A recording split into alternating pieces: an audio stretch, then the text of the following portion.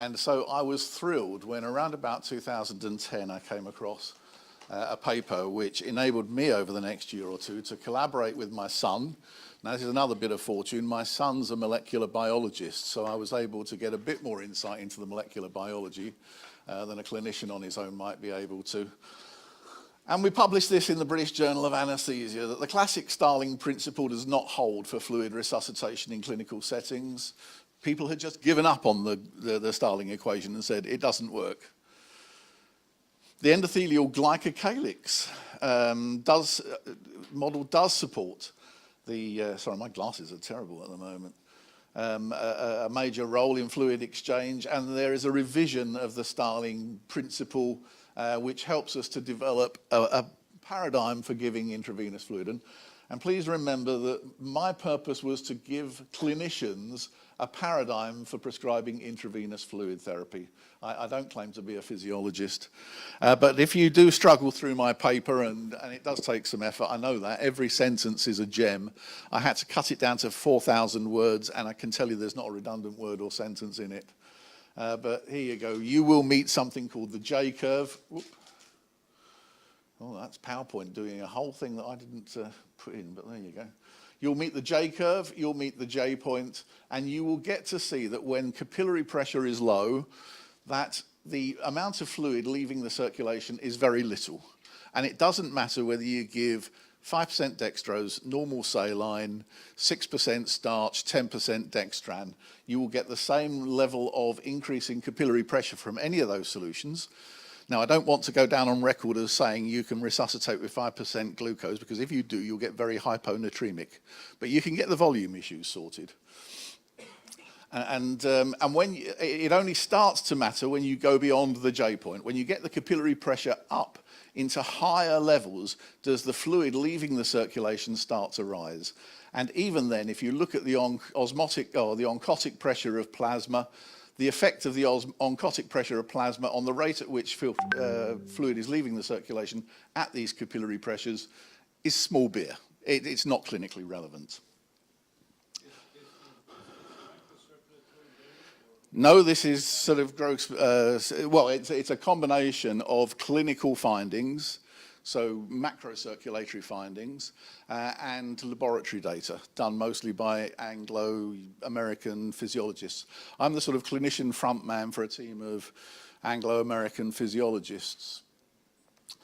So the steady, ooh, I've done that again. The steady state Starling principle throws a whole new light on fluid physiology. I was staggered when I realized what I was looking at here. Now that we know that capillaries filter fluid to the interstitium, but they do not reabsorb filtered fluid, they're because of a one-way mechanism, which I want the world to call the Michel-Weinbaum model. And it immediately struck me, if a capillary does not reabsorb fluid, then a colloid cannot reabsorb fluid. A colloid cannot have any effect on the balance between plasma volume and interstitial fluid volume. Biophysical colloid osmotic therapy is pointless. As a consequence, filtered fluid circulates back to the cardiovascular system as lymph, and the lymphatics are a vital circulatory system. The balance between the intravascular volume, the plasma, and the extravascular volume, the tissue fluid or edema, can be manipulated if we apply appreciation of the new physiology to rational treatment strategies. Here comes a very important point. Yeah. Does this mean that you cannot dilute fluid by infusing hyperoncotic? If you infuse I spoke to, there's a, yeah, Neil Sony and Mike Margerson did a nice experiment where they infused hyperoncotic fluid. Was it 400 mils? No, 200 mils. And they observed what, by dilution of albumin or by dilution of red cells, what they reckoned was a 400 mil intravascular volume expansion. And when I saw that, I thought, well, that's this reabsorption rule out the window. And I woke up next morning and I realized that all that was happening was that hyperoncotic fluid is sucking fluid out of the glycocalyx, which is already intravascular. So there is no intravascular fluid reabsorption. You are simply seeing a collapse of the glycocalyx under the influence of the hyperoncotic solution. And I spoke to Mike Margerson and Neil Sony about this, and they said they'd actually considered that at the time they published their paper, and the interpretation has been more than they expected. It's different in the brain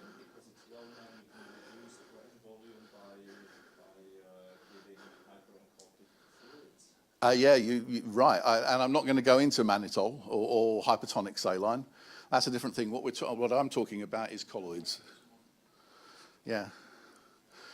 Yeah, and this is where just meetings like this turn into all-day events. In fact, I do a sort of all-day masterclass on this, and even at the end of that, I haven't got across all the facts, and we haven't finished all the discussion.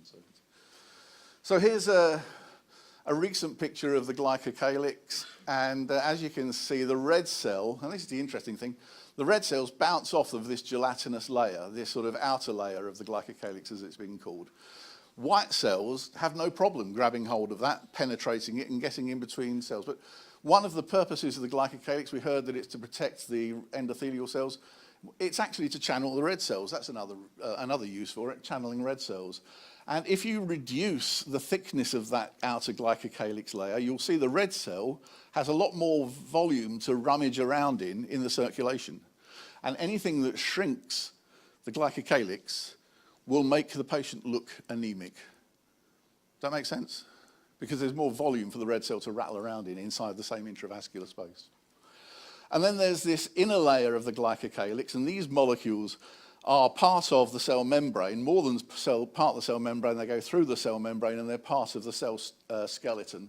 And they have direct mechanical linkages to things like the nucleus, and to proteins on the other side, integrins on the other side of the cell.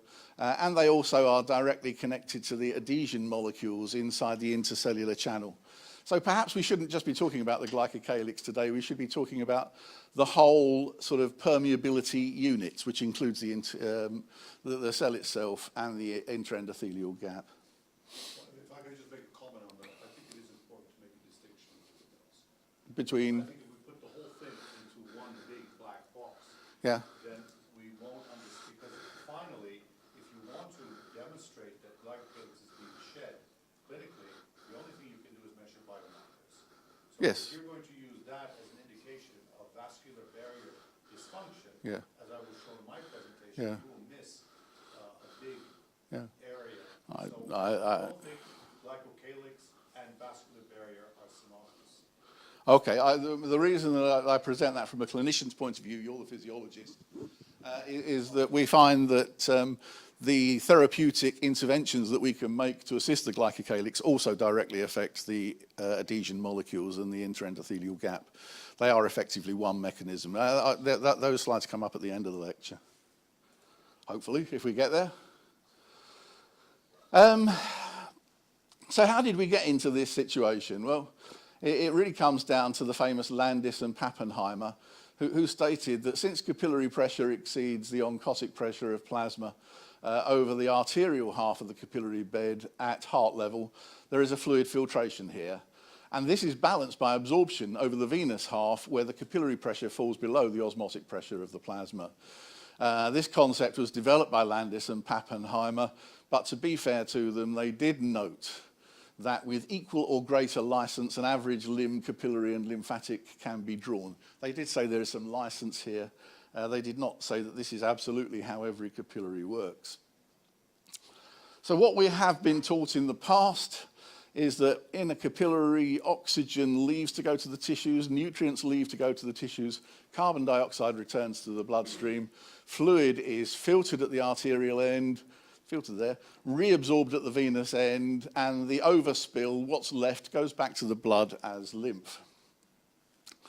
What we should now be teaching is that oxygen goes one way, carbon dioxide the other, nutrients go in, but fluid is not reabsorbed. Fluid, once it leaves the circulation, goes on its own second circulation through the extracellular matrix gel phase, through afferent lymphatics to the lymph nodes, where around about half is reabsorbed. Now, the sharp ones, you're going to say, how does that node capillary reabsorb fluid? If I've just told you there is no reabsorption, good question, well spotted.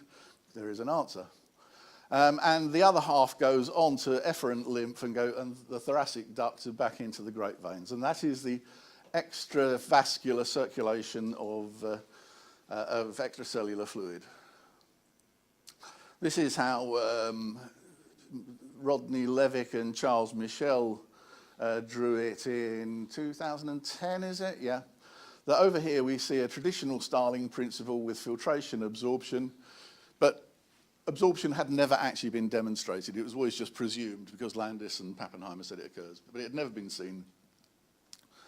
So this is the Glycocalyx model where there is no reabsorption, there is only filtration from capillaries all the way along to the end, and if the pressure gets low enough, the filtration just goes down to zero, really. It doesn't turn into reabsorption. And here's some plots of a number of capillaries, and most are over here. That is, they are filtering all the time. They are net filterers. There do have to be some very specialized cells that can reabsorb, and this is demonstrated. There's a couple of renal tubular cells. The gut has to be able to absorb our nutrition. The choroid plexus has to be able to absorb fluid. And lymph node capillaries have to be able to absorb fluid back into the bloodstream. And there are ways that they can do that, which is quite compatible with the steady-state Starling principle. Now, how did we get to this point? Back in 1980, this is Frank Curry and Charles Michel, London and California. And they were hypothesizing, really, more than anything, that the molecular sieving properties of the capillary wall reside in a matrix of molecular fibers, which covers the endothelial cells and fills the channels through or between them. That was called their fiber matrix model of capillary permeability. Geraldine Clough, who was the professor of physiology at Southampton, where I was a consultant for so many years, was always kind enough to respond to a cup of coffee in Costa if I was struggling with the physiology, to explain things to me. And she was a junior researcher. That is a much younger picture of her. She was a junior researcher when she, was able to declare that the increased permeability of inflamed capillaries and venules is the consequence of the development of gaps between the endothelial cells. Initially, these gaps are covered with a material that appears to be continuous with the cell surface and has a high reflection coefficient for albumin. Alterations in the structure of this surface coat material subsequently occur, and these reduce the sigma to macromolecules and may further increase the hydraulic conductivity. And so this is where the remarkable Sheldon Weinbaum comes into it. He's more a mathematician based in New York, and he and Charles worked on, Charles is also a mathematician, really. They worked on this revised Starling equation. There's a little diagram there showing you the classic Starling forces of capillary pressure and the oncotic pressure of plasma, the tissue pressure and the tissue osmotic pressure, or oncotic pressure rather, which now turns into a model that looks something like this, where the glycocalyx, it turns out, is what we used to think of as the small pores. The matrix of the glycocalyx is what we used to think of as the small pore system of the capillaries. That when filtration occurs, albumin is left on the inside of the glycocalyx, and the area just below the glycocalyx is almost protein-free, almost albumin-free. And that means you've got an enormous oncotic pressure gradient across the glycocalyx, which is restraining, pulling back, preventing filtration. So filtration is much less than used to be presumed from this model. This model had a large volume of filtration going on all day, filtration and reabsorption. In this model, there is just a small amount of filtration. A couple of mils a minute is probably all it is as we are sitting here. With albumin being transferred through sort of large pores to the interstitium, if it tries to get up into the subglycocalyx space, it is pushed back by a jet of protein-free fluid that has been filtered coming out into the interstitium. To put it in their words, so here you go, let's have some physiologists' words. We hypothesize that the ultrafiltrate crossing the luminal endothelial glycocalyx through infrequent discontinuities in the tight junction strand of the endothelial clefts reduces albumin diffusive flux from tissue into the protected region of the cleft on the luminal side of the tight junction. Thus, the effective oncotic pressure difference opposing filtration is greater than that measured between the lumen and the interstitial fluid. And that was their experimental confirmation in 2004. As you know, capillaries have lots of ways of things getting through them. First of all, oxygen and carbon dioxide can cross any part of the capillary they like on their way into the tissues.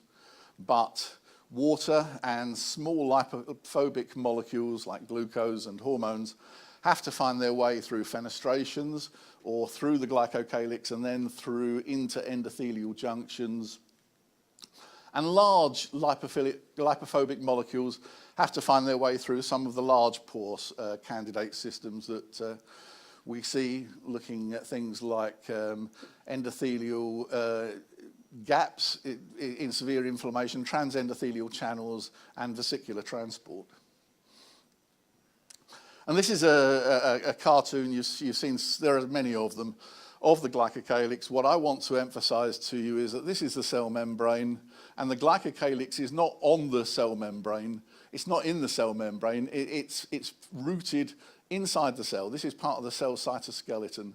And some of these molecules are actually in physical contact with the cytoskeleton. There's a mechanical link between the glycocalyx and the nucleus. There's a mechanical link between the glycocalyx and the integrins on the other side of the cell. And the endothelial surface has sort of different patchworks. There are areas that look like this. There are areas that look like this, with mainly these sialic acid glycoproteins. There are areas that have got caveolation and caveolin molecules. It's not a uniform sort of cell membrane. Here's my only electron micrograph. I couldn't bring it anymore. And this shows the one endothelial cell overlying another endothelial cell, and we can see a gap between those endothelial cells through which fluid has to pass. And there's the glycocalyx layer. Fluid leaving the circulation has to pass through that glycocalyx filter, down the intraendothelial junction, out into the interstitial fluid. The classic Starling forces are the capillary osmotic pressure, the plasma osmotic pressure, the tissue osmotic pressure, modified by the reflection coefficient sigma, and the pressure gradient between those as well. But it's Michel and Weinbaum who are jointly credited with recognizing that the colloid osmotic pressure gradient that matters is this one, between the capillary and the subcapillary space. And that is a very big retardative force, which slows filtration right down. So this is a diagram from Rodney Levick's 5th edition textbook, showing a cartoon, a sort of three-dimensional cutaway of endothelial cell 1 and endothelial cell 2, side by side with a glycocalyx which covers this interendothelial junction. These are the tight junction strands. These are the gaps between the tight junctions.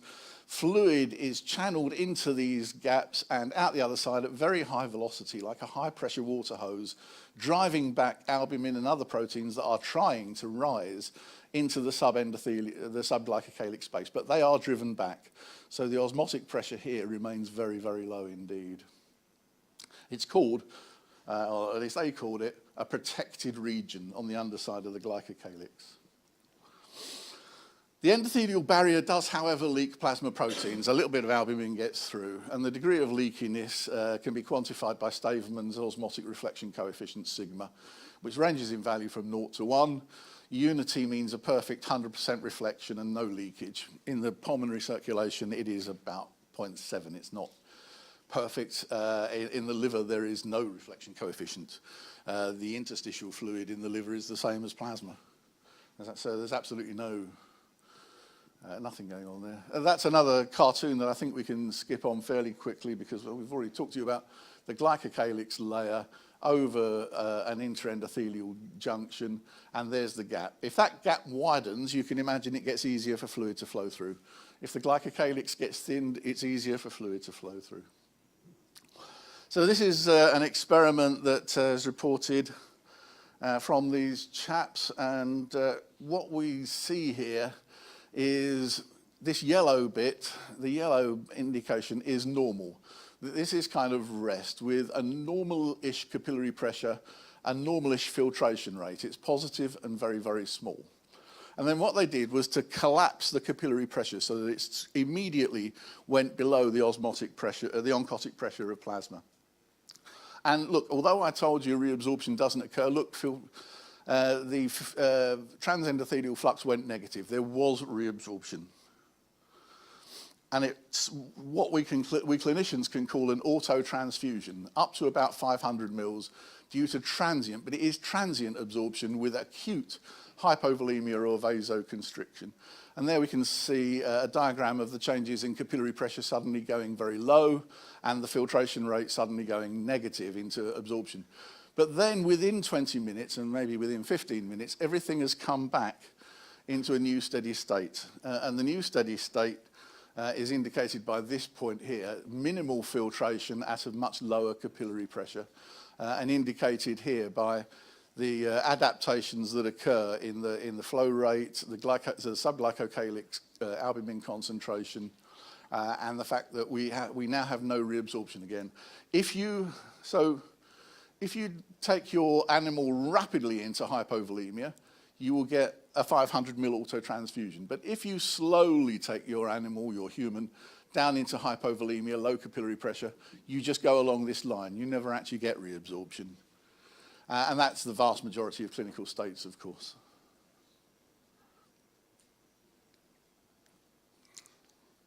Leaky capillaries. Whenever I talk about this, people say, yeah, but the capillaries leak, as though that just kind of entitles you to throw up your hands and say, well, there's nothing we can tell about sick patients. Sick patients, are beyond recognition, are beyond understanding. Well, of course, that's not true. There are two Starling equations, if you like. Actually, Starling never actually created an equation. Starling had been dead for a quarter of a century before the first Starling equations were published. But this is what we call the Starling equation, that the transendothelial fluid flux per unit area of capillary equals the hydraulic conductivity multiplied by the pressure gradient and the oncotic pressure gradients. Listed there for you what those different things mean. I think that as anaesthetists and as clinicians, we don't understand hydraulic conductivity, and I think we can just call it resistance. And I think we can just get rid of hydraulic conductivity and have a feature called resistance, so that the flow of fluid is inversely proportional to the resistance. And we've got some ideas where that transendothelial resistance lies. Oh, I knew that would happen. This is conversion from Mac to PowerPoint. And that part of the formula is meant to be in that box. That the amount of solutes, this is the second Starling equation, the amount of solutes that leaves the circulation is the solvent drag, that is what goes, the amount of albumin that actually just get dragged by the fluid as it's going, the solvent drag plus the true diffusion of albumin or whatever molecule you're thinking about from one side of the semipermeable membrane to another. The transcapillary escape rate of albumin we can measure in clinical practice. It was really only done in one big experiment, Glasgow. I happened to be there at the time. I wasn't part of the team, but I did some of the work on the wards. And 5% of the albumin in your blood leaves every hour. Now, the interesting thing is that we also went to the cancer wards, the surgery wards, and we took our most septic patients. And there was a 300% increase in the transcapillary escape rate of albumin. Sounds dramatic, doesn't it? But that only means that 15% of your albumin is leaving the circulation every hour. An average albumin molecule is going to do a circulation of the body once every 8 or 9 hours. And what I did find, what did amaze me, is that people on the cancer ward eating their lunch, drinking their tea, could have the same sort of transcapillary escape rate of albumin as a patient in the ITU in septic shock. And we intensivists say, oh, he's in shock because he's got leaky capillaries. At the Western Infirmary in Glasgow, I was able to find patients in the surgical ward recovering from cholecystectomies, patients in the cancer ward being treated for their cancers and perfectly well with similar transcapillary escape rates of albumin. So we have a lot to learn about capillary leak, and we vastly overstate its importance. And now this expression, we might pass quickly on this one. I have introduced you to a J-curve, and there is an advanced mathematical formula that invokes the Peclet number. I fully admit that's way beyond me, so I simply put it up there. And this is the equation that describes the J-curve that I showed you, with just filtration at low capillary pressures, and then after a certain point, filtration being proportionate to the capillary pressure. And the only reason for that was I've done my trick of taking the hydraulic conductance and turning it into a transendothelial resistance. I think that's easier for us to understand. From plasma to the collecting lymphatic, the sources of resistance to filtrate flow, the largest first, are the junction strand breaks, the glycocalyx, and then finally the extracellular matrix. So, getting near the end now, fluid movements between plasma and interstitial fluid account for rapid swelling of inflamed tissues, edematous swelling of venous thrombosis, cardiac failure and lymphatic failure, anemia following an acute hemorrhage, because you do get a rapid but very acute hemorrhage due to an auto-transfusion of about half a litre. Anemia following chronic hemorrhage simply reflects the reduced red cell mass in a stable plasma volume. Plasma, interstitial fluid and lymph compartments are linked in series. Lymph drains back into the circulation, chiefly at the major veins at the base of the neck. Accidental lymphatic fistula in the neck suggests a total post-nodal flow of 4 litres a day in humans. Roughly half of the fluid that is filtered is reabsorbed by lymph node microvessels, meaning that the total production of interstitial fluid, the total filtration rate in healthy people is about 8 litres a day. Since the human plasma volume is about 3 litres, that means that the plasma volume rolls over every 9 hours. In septic patients, it rolls over every 4 hours.